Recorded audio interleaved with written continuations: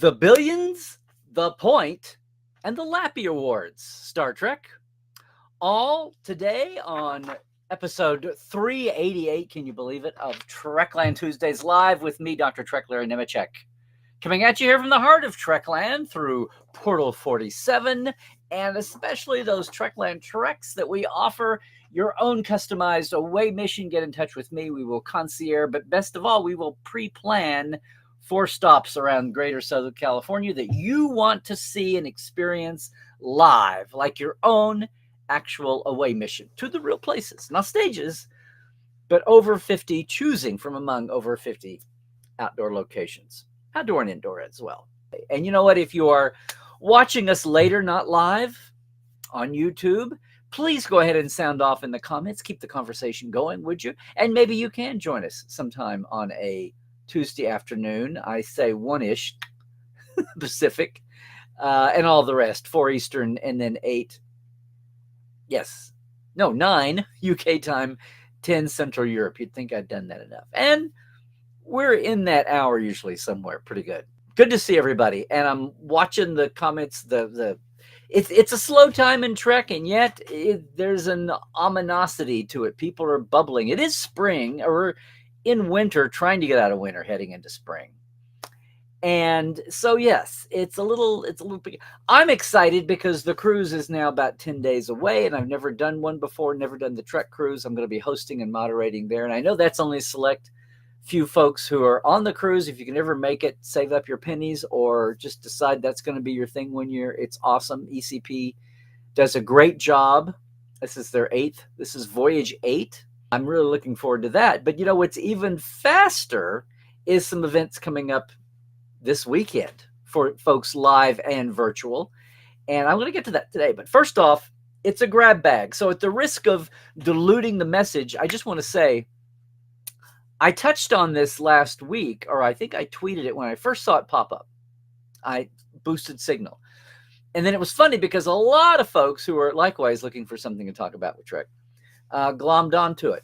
And it's a little bit like a trip down memory lane for us here, because way back 9-10 months after I started, we were reporting every week when they were a newbie company. Since the world was new to all of us and most of the world, I'm talking about 2017 when Discovery first started on old CBS All Access before it became Paramount Plus, and the world was still getting its arms around what Netflix and Prime were doing, and Hulu, and then all the startups, of which CBS/Paramount was the first. If you remember, before Peacock, before Disney Plus even, there was CBS All Access touting Star Trek as its flagship, right? And the Good Wife spinoff. But we haven't had Parrots went commercial. They started charging we did them every week.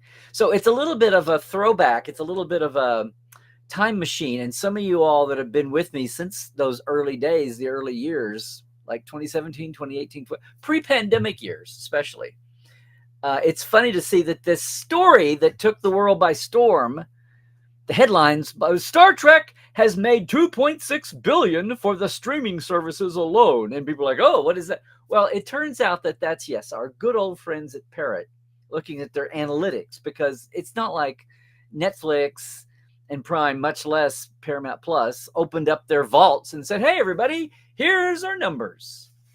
Now, look, we've come a long way since those early days of wondering what these numbers meant, since they did a big shift on the, what was it? Average daily attention, I've forgotten. You'd think. I'd never forget that after all those years. But the weekly top 10 we would do, well, they're charging for the out-and-out service that way, but they do still do press releases from time to time. This press release that was really the gist of the wrap.com that I saw story was the first one out, but lots of folks have done it. I'm looking at a movie web right now saying that they came to that. It's the paired analytics. It's all their algorithms, right? There's no hard and fast numbers from the companies that they're adding up here. Yahoo Finance did a pretty good one. Here's the thing, and here's the pretty graphic that got everybody's attention. This is a quarterly streaming subscriber revenue from Star Trek franchise from the first quarter of 2020, which ended with a March into going into lockdown, right? So this is basically pandemic and after times. And if you can see the colors there, purple is Paramount Plus, red's Netflix, the light blue is Prime, and the green is Hulu, and the gray is other, the slice. And you're like, Hulu? Yeah, I see it kind of pops off. So what's a little bit misleading, some people saw that and said, oh, okay, it's Parrot's analytics. It's good news. People were like, wow, we're going to quantify this. Well, people then say, well, what are you quantifying on? Because we're back to Parrot and their average attention, their average view, right? Their analytics, but they have been growing. They've been contracting and partnering and allying with some of the studios and some of the networks, everybody, to bring them data. Because in case you hadn't noticed it, we live in the data revolution, the data age, and it's our data that's for sale. But they're breaking it down from first quarter 2020 to third quarter 2024. I guess last quarter, this hasn't finished for 2025, and last quarter is still too new to process. They're saying that in that time, Netflix earned over $1 billion in global, we're talking global subscription sales. And if you remember, they not only had a lot of the legacy shows, they had Discovery exclusively and co-financed it. In fact, they put up the lion's share of the money the first couple of years for Discovery. And over the same time, Paramount Plus has brought in almost as much, $940 million.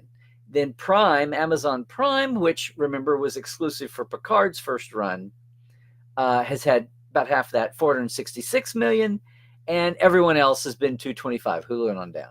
They're saying that since it launched in first quarter 2021, Paramount Plus did, although it had been CBS All Access, but the rebranding, they have grown all the way along.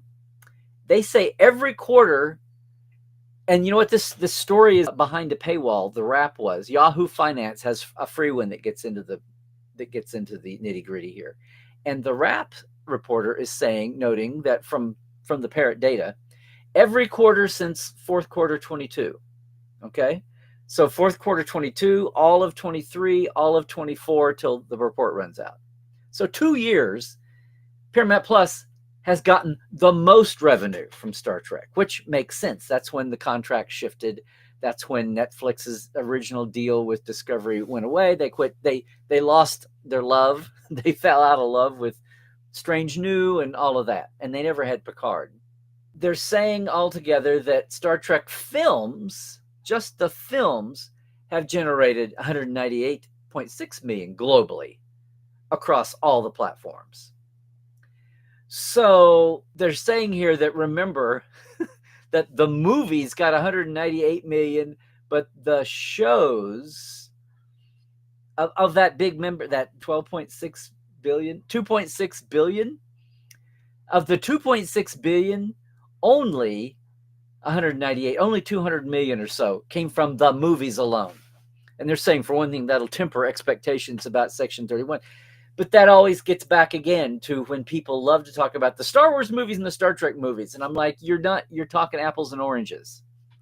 Or the Marvel DCU or DCU or MCU versus Star Trek movies. I'm not trying to excuse the movies, but they're not that they make the big impacts. We have meme-ified moments from Khan, et cetera, et cetera, et cetera. But the movies are still not what Star Trek is about. They're about the weekly adventures that expand the characters, expand the missions, expand the universe and the canon. And that's why I said all along the JJ movies, hits or bombs, are not real Star Trek until we're back on small screen. You remember me saying that all through the teens? Yeah. Go movies, you're a great placeholder. You're reminding the mundane world what we're about. But you're not really the core of what Star Trek is, unless we have some kind of weirdly radical shift, which ain't happening. So if you saw those headlines flying by, that's what all the fuss was about. That's what the fuss is about. And they're saying one of the things of having an interconnected franchise, this writer in Yahoo Finance, is that whatever benefit Section 31 gets, it's a spinoff of Discovery, basically, right, Georgiou? So that bounces back, that reflects back over on people going to watch more of the original series. So it's good to see different writers take a different take. There's some website called movieweb.com that was, again, not under a paywall, and they're repeating just most of the data points here and saying that, again, comparing that movie, I mean, saying Star Trek movies are always compared to Star Wars or the franchise, but until you remember that Star Wars is primarily movie driven. Now Star Wars has been catching up until maybe they maybe pushed a little too far. Mandalorian, yay. Everybody else, maybe not so much, or mixed bag at least. So, and this is some happy talk here about looking around what's going on right now, which we've talked about last week, especially with Star Trek 4. Star Trek 4 doesn't have people near as... If anyone is excited about Star Trek movies right now in the middle of the mess of economy, of entertainment, when are they going to let David Ellison run Paramount? He's got this CBS News Trump suit now that might slow things, might alter the financials if they just pay it off to get rid of it. It's a ridiculous lawsuit. Sorry, but just to get it out of the way so they can get on with the FTC now not holding up the purchase and get them out of limbo. It's the cost of doing business is getting rid of nuisance lawsuits. But assuming that they do finally get there, it'll be interesting to see what happens. And Alex Kurtzman's contract is up in about, someone said 18 months, but it's really about 20 months. So there's a lot of things on the horizon that are up in the air, but this has been an interesting factoid. Even though it is Parrot, it's not hard numbers, but it's a company that over the last 8 to 10 years, these corporations are starting to get in bed with comfort zone with Parrot and their methods and their analytics and their metrics. I hope that they are a better consultant with the methodology than, say, I don't know, Jamaica Highwater was as a Native American consultant when he was completely exposed as a fake and a fraud twice. Not until the second time after Voyager had used him for Chakotay. But for now, it's an interesting point. It's an interesting story, and it sure caused a lot of headlines over the last week. But that's what that's about. If you saw that going by and you were like, what? And you know what's funny? Watching when I would boost Signal or just watching in general, what was the number one comment? Number one comment in reaction to that was unified. People had all kinds of, yay, that's amazing, huh? But the number one unified comment I saw from the most people was, and they can't upgrade DS9? They can't high-res DS9? HD it? Yeah. And sorry, gang, I always saw people talk about DS9. I never saw rando people mention Voyager. Not even in the same breath, in the same tweet or whatever. Take it for what it is. Now, of course, all that money, someone would point out, Netflix is showing the older series, Paramount Plus is showing the older series. You could make a case for how much of that breakdown is all the legacy shows and how much of it is 2017 forward on series. Or you could even make a point, like, let's look at Discovery now has 5 years in the can. Picard had 3. Strange New has 2 out. Lower Decks is all out there, and Poor Prodigy is now on Netflix. Is it adding to Netflix's? You could look at I would love to see individual breakdowns, and maybe Parrot in their, paid portal might have those breakdowns. They might not. But the biggest one, how much of that billions total was the legacy shows being watched for the umpteenth billionth time, and the new buzz, even with sometimes a divided fandom, or just with evolution. Oh my God, Discovery came so far from day one to day last. Yeah, that kind of breakdown is not part of these numbers. So we'll just speculate. It's like people used to look at the Parrot numbers and say, well, okay, that's viewership and attention, but is it good attention or bad attention? Are they watching and liking it, or watching it and not liking it? Is it, neutral? And the comments, right? It was all about mentions because they couldn't have the direct eyeballs. Parrot's analytics depended a lot about comments online.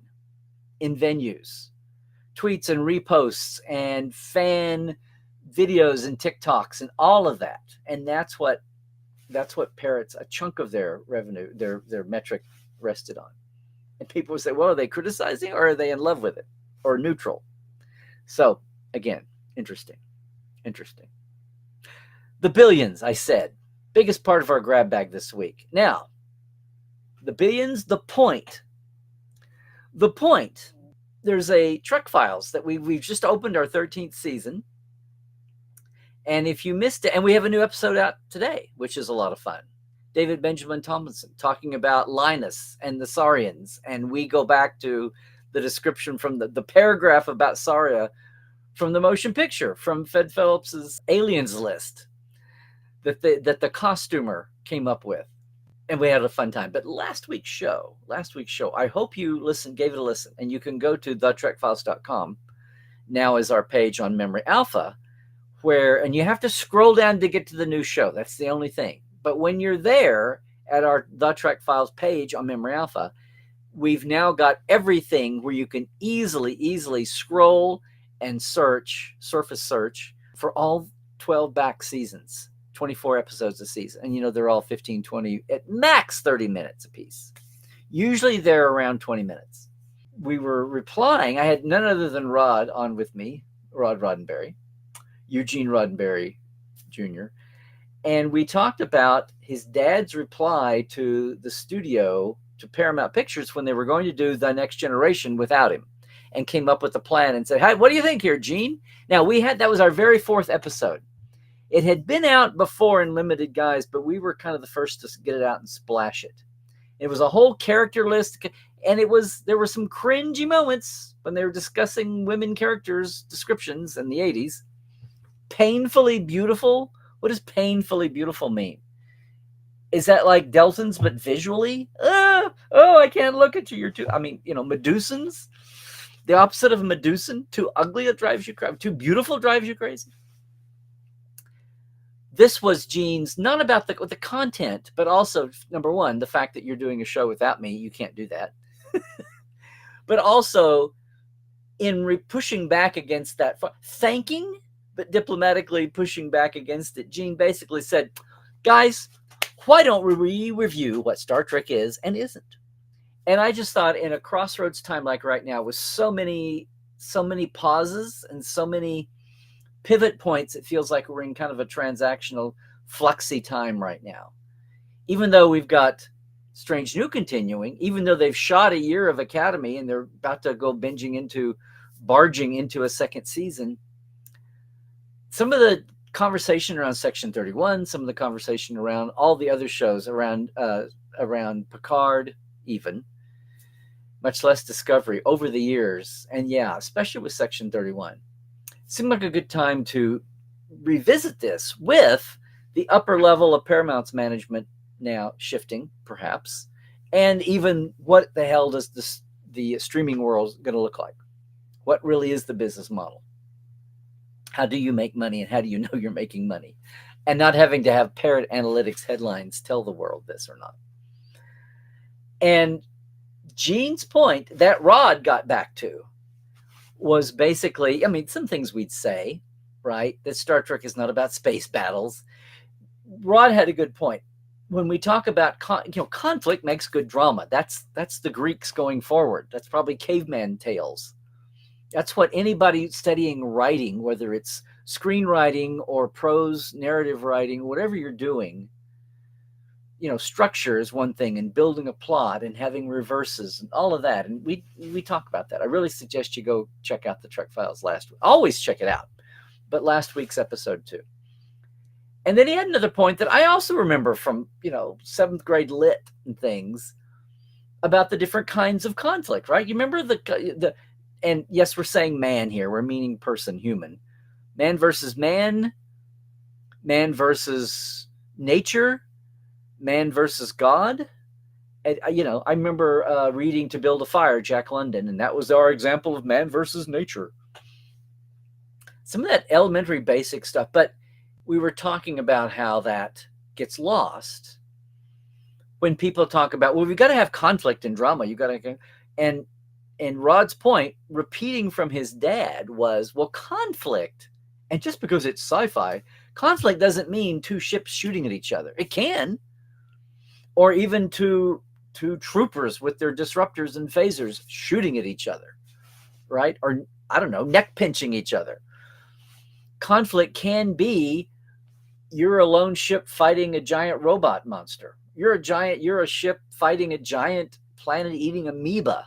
You're a crew member who's at odds with another crew member about something ridiculous, right? You could be trying to figure out, you're an android and you're trying to figure out how to date. I mean, he's saying that conflict does not have to be shoot 'em up Western style conflict, which I know is ironic since Star Trek was Wagon Train to the Stars.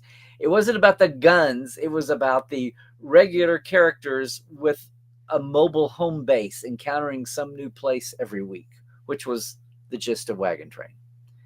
Regular characters with new guest stars going to a new place every week. So you had the familiar against the unfamiliar and learning something about themselves. It was a good discussion. It was a good discussion. And it just brought me back to the point of everybody talking about, is Section 31 what Star Trek needs right now? And I know.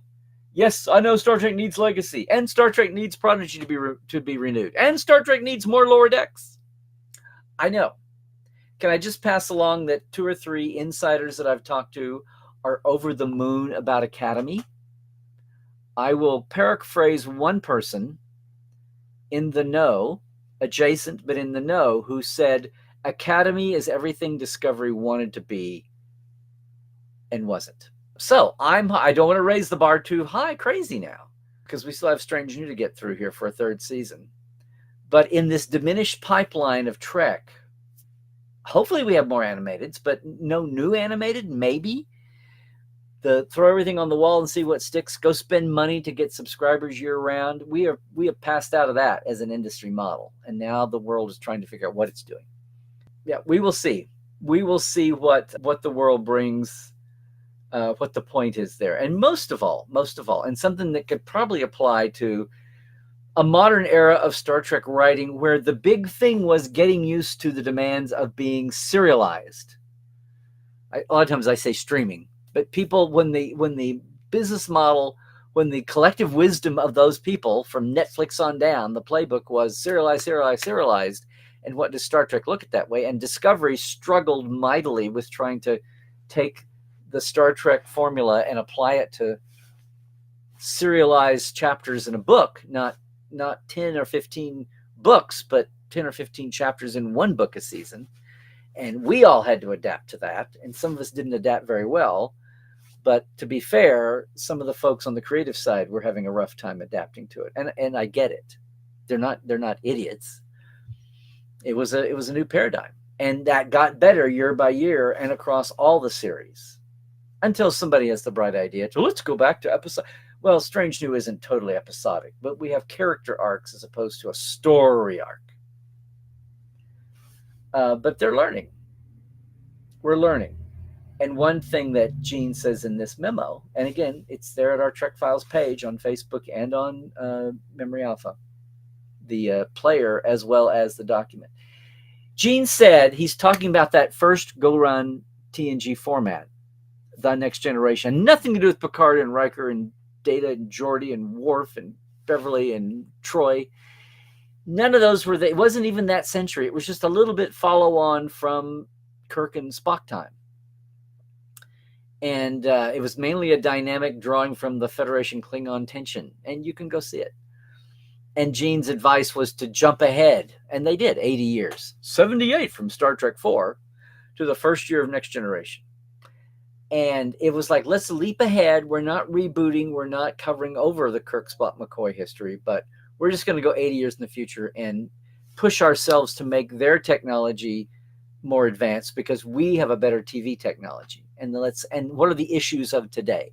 Because the bottom line was, Gene said, this format, he's talking about the first draft that he threw out the window and started over to give us the TNG we got. He said, this looks like it was more about people sat down to come up with characters than to devise characters to match the stories you want to tell. He said it looked like the character drawing came first, not the story creating. And he was saying, what kinds of stories do you want to tell, and then come up with characters to tell those stories. And it seemed like good advice, but it also seemed like it's great advice for everybody working in the franchise today. And that was our point. So I urge you to go back and look at that. It was a little bit of a refresh on, as we all do, what is Star Trek and what isn't Star Trek, and that's not Star Trek, and I know Star Trek, and who's you, and how many committees, how many folks steeped in Star Trek, Ron Moore, Ira Bear, and how many folks from outside of Star Trek, Nick Meyer, never saw it until they worked on it. I mean, it's all over the place. And it was a good talk. I urge you to go back and see that. But finally, the other thing I wanted to mention, there's a lot of little things going on that you should know about. And I said the Billions, the Point, and the LLAPy Awards. And yes, now it's been a busy first couple of months. I don't know if you know this, but this is going to be the fourth annual virtual TrekCon coming out of, let's see, probably not, maybe fifth. In any case, the LLAPy Awards are the Live Long and Prosper Awards. And it's a lot of expected and a lot of fun categories. Now, it's been such a blur the last couple of weeks that the voting on the nominations and the voting on the finalists has all ended. So I was going to promote and say, go over and vote. And it closed Sunday. That's fine. That's fine. The thing is, the show, the LLAPy Awards, are going to be where they typically are. They are at 5 Pacific this Sunday. Okay? So you've got, hey, Valentine's Day. Friday is the 14th. And then, but those days over the long weekend it's the LLAPy Awards as a highlight of the entire virtual TrekCon weekend. Started as a pandemic exercise and just kept going, as so many other things have done. And I am thrilled to say that over that weekend, a lot of folks are bringing you virtual panels. A lot of Star Trek names are going to be a part of this. And yes, for the third time now, we promised you when we ended Life Support Live that Dr. Ali and I, after 2 years of pandemic, would do specials. And it's now up. Our special live in person with a guest, Connor Trenier. What can Trip Tucker teach us about today? That's up live on stage from the mission to San Francisco. The Creation San Francisco, STSF, is up on my page now, on my channel here, and on the Life Support Live old Facebook page. So if you're an old-time lifer or you never knew what Dr. Ali and I did, boldly going through uncertain times, guys, look around. It's still a little bit of room for that. Just not every week at 10 a.m. on Saturday. But we had a lot of fun, and we really want to thank Connor and thank Ryan and Adam and Gary and everybody at Creation for letting us do it live on stage in San Fran, because it's the Bay Area and it's right down the road for Ollie to get to. But our other venue of special has been the last couple of years at VTC, at Virtual TrekCon. So the schedule isn't up, but I'm telling you, this Friday, yes, on Valentine's Day, but carve out an hour at 2 Pacific, 5 Eastern. What is that? 10 UK time and 11 Central Europe. Ali and I are back with a Life Support Live special. We've got an hour, and I think you're going to enjoy it. We're going to do we've got to hone this, but we're focusing in on the 2 Boimlers of Lower Decks and the Lower Decks finale wrap-up plot arc. So be watching our socials if you're not subscribed to mine or to Ali's. He's changed it now. It's back to Ali. It's Anxiety with Dr. Ali. Dealing with anxieties. Anyway, just look for Dr. Ali Matu on his YouTube and all his socials. He's rebranded a little bit to focus on some things, but he's not giving up his geek cred at all. So that's a highlight for me, obviously, 2 o'clock Friday. But the whole weekend is Virtual TrekCon. And yes, Sunday the 16th at 5 Pacific is the LLAPy Awards. There's a pre-show before that. I think Lambda Quadrant and Sci-Fi Sisters are hosting that. Then the awards go by, and then the post-show for the 3rd annual time, me and some other folks are going to be commenting on the awards. So if you're really trying to get a good Star Trek fan fix, you talk about what you're going to see, you talk about what you're seeing, and then you talk about what you just saw. Like the best commercials, the best TV reality shows. That's what you're going to get Sunday afternoon there for a while. So yes, Virtual TrekCon coming up, and the awards at 5 Pacific, 6, 7, 8 Eastern. The award show itself, and for 2 hours, and then immediately, or whenever they get wrapped. One year we were holding for 15, 20 minutes because things went a little long. And those are a lot of fun too, because the awards aren't just fan talking heads yapping about it, which is fun, but they have special guests bopping in. Some of the award winners are there, and some of it's straight up award. We just had the Saturns. Congratulations to all the Trek winners, but this is fan voted, and there's also some fun categories too. So you get the straight expected stuff, and then you get the unexpected too. That's all this long weekend for Virtual TrekCon, and Sunday afternoon for the show, and the post show that I'll be part of. The post show again at 7. And if you're in the Los Angeles greater area this weekend, number 1, bring an umbrella.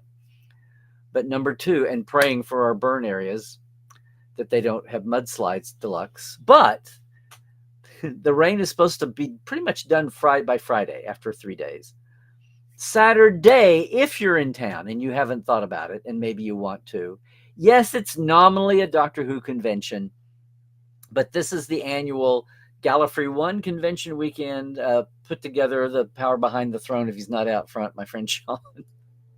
And for yet another year, other fandoms, franchises are represented. As he told me once, Larry, Doctor Who fans have more than one interest, and there's always at least one token Trek panel, and it's at 10 a.m. on Saturday, and I will be there along with the great James Kerwin and Olivia Youngers. Ensign Riggs is alive, and a full panel at 10 a.m. Saturday. And then I'll be around during the day, which is why I'm not doing anything on Virtual TrekCon on Saturday. My bit is done on Friday and then late on Sunday. So that's coming up. A little bit of relief there, a little bit of relief coming up. And if you're even in SoCal, and if there's cons going on around the country, power to you. We live in if nothing else, I think, even as we creep back to some kind of group awareness and hopefully being smart about it, if you're keeping up with the health headlines, again, silver lining out of pandemic. And this is all one of them. This whole virtual community that no one outside Portal 47 knew about it. We'd been virtual since we were created to be virtual in 2015. So 5 years later, nearly 5 years later, the world caught on really quickly. So that's it. Now, here's the thing, gang. I want to let you know about a couple other things happening. So one thing, and I'm thrilled to pass this on, Armin, our good friend Armin Sherman, of course, Quark and the first Ferengi. So Armin's letting me know, and he's spreading the word, that if you're in SoCal, the Antaeus Theater that he's a part of, he and Kitty, his wife, are both part of, Kitty Swing. He is directing, this is a treat, over the next couple of months, he's directing a production of Shakespeare's Twelfth Night. And he's not in the cast, but he's directing. Kitty is in the cast. She's playing Maria, and she's playing Fabian. And they've got weekends. They're doing really well. It's a smaller house theater. It's not huge. It's in Glendale. They have a couple of special days going on. There was Armin and John Billingsley, Armin and Kitty, John Billingsley, Jonathan Frakes, Manny Cotto's brother, the late Manny Cotto's brother. All are in the Star Trek PanCan team, the pancreatic cancer team. And you'll see them all year long doing a lot of, that's kind of become their big charity focus, raising money. All have had their own personal crossings with pancreatic cancer, personally or in the family. And on February 22nd, that Saturday, there's a special PanCan performance. John Billingsley will be there in the audience, and Kitty, of course, is there, and Armin. He will be there, and there'll be just a vibe, and there'll be some mention made, and if you want to see some folks, that's on the 22nd. If you want to go on a special Star Trek night, that's going to be Saturday, March 8th and it is nearly sold out, if not already. But he will also be there that night. So a couple of but you can go any day of the run there. Just know there's a couple ones that may be of interest to Star Trek folks and Star Trek adjacent, right? February 22nd, which is a week, 2 weeks from Saturday, is Star Trek night. And it's PanCan night, and Star Trek night is March 8th. But that's Armin's production of Twelfth Night. And if you've not seen Armin, performing, but even seen a play that of Shakespeare that Armin's directed, it's gonna be an evening. It's gonna be a night to remember. And the plot, I'll give you Armin's logline. Separated from her twin brother in a shipwreck, Viola is forced to make her own way in the kingdom of Illyrians, where, disguised as a man, she discovers unrequited passion, double crossings, hilarity, and yellow stockings. So that's the Antaeus Theater Company. You can check them out online, get all the information, and get all the details. William Shakespeare's comic masterpiece dissects love in all its many forms. Just wanted to let you know that and pass that along for him. And I'll be boosting Signal on that too. And then the last thing is, if you did not hear, speaking of the Trek Files, we'd never had a good place to have Trek Files community. I was always shocked when someone would come up live at Vegas or somewhere and say, "Oh, I love the Trek Files." And I'm like, "You do?" Not that I doubted them, but I was just like, "Oh, look, it's an actual person in the flesh," because we've never had it. Facebook didn't turn out. And our grand experiment with Memory Alpha has been great for access and having it be an all-in-one place. It's an all-in-one, one-stop shop for everything except community. And we've got that now. We have a channel. There's now a the Trek Files channel on the Roddenberry Discord server. Okay, the mission log / Roddenberry Disco server. Now, you can't get into the channel with the Q&A, or every 2 weeks we have now had the first one last week. The next will be next Monday, 4 o'clock Pacific on Mondays. It's the Trekophiles time, a live hour with me. We're focusing on the last 2 episodes that would have aired by then, but we can talk about anything Trek, and especially if it's a past thematic thing in 12 seasons of the Trek Files. If you had a favorite episode you want to talk about, or you've got an area of Trek, of Gene's life or Trek production, overlapping subject matters, or, much less a past episode, and you want to talk about it, that's the time to do it. I'll be there for an hour from 4 to 5 Pacific, 7 to 8 Eastern, right? Midnight to 1. I know it's a little later, but if you're a night owl, we can still get you in the UK and Europe. It's at 4 you go to the Roddenberry / Mission Log Discord. Now here's the deal.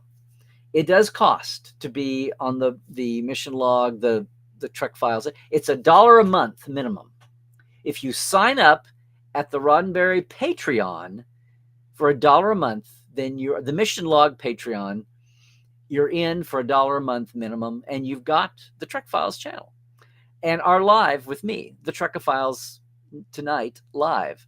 You've also got access to everything else that's Roddenberry, all the other Roddenberry podcasts and their audiences. That $1 a month gets you into all of that. So if you come over just for us, that's fine. But otherwise, and I'd like to see, and I need to go over and build it up again, to actually have a discussion area and talk about, as I was delving into Rod's comments from last week. It'd be great to see that finally in a forum other than the 3 or 4 people who go over to Facebook hoping to find something to further continue the conversation. And it's just not the place to do it. Discord people can get into a run. I still understand who named it Discord if you're trying to bring people together. Counterintuitive branding, I guess. That's what's going on. But I did want to get that out there. We had a soft launch, but now let the word go forth from this nation that there is a Trek Files community on. There is a Trek Files channel for community on and under the Mission Log server, the Roddenberry server on Discord. And there is a Trekophiles live, Trekophiles Tonight live, every other Monday at 4 p.m. Pacific.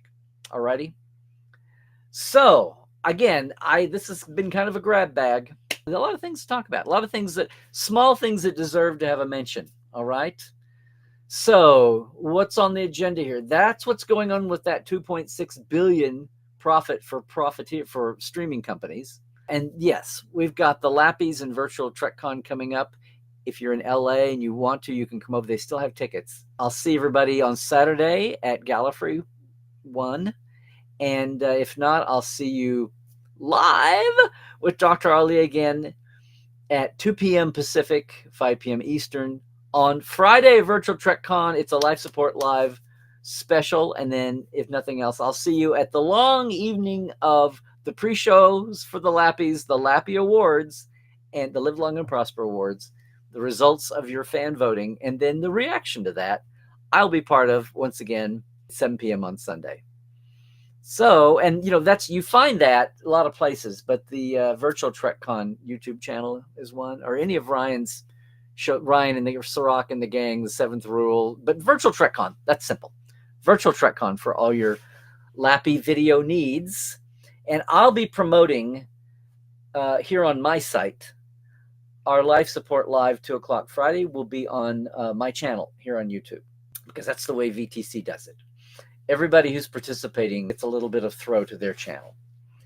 So there we go, everybody. If you're catching us later, again, please comment on everything we brought up here, anything at all.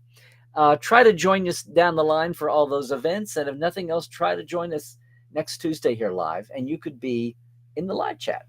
But yeah, go ahead and comment, would you please? Before I forget, I've got to thank all of my Patreons. Thank you so much.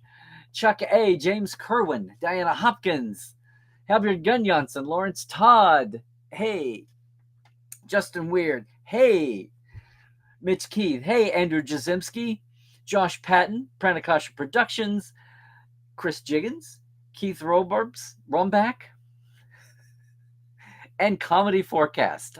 And our live wires, we just added Brandon Cowles this week, and I will have you up for next week, Brandon, next month.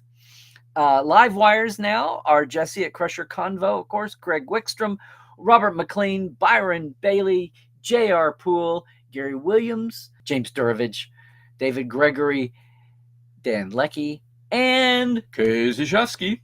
Thanks, everybody. Seriously, thank you so much. And seriously, I'd love for anybody else to jump in. It's very simple. I keep it $5 and $10 for the 2 levels.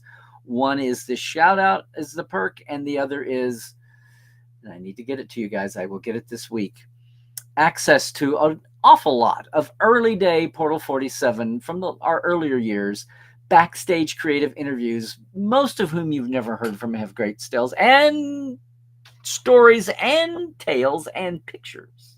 Personal pics make it great. That's patreon.com/TreklandLive.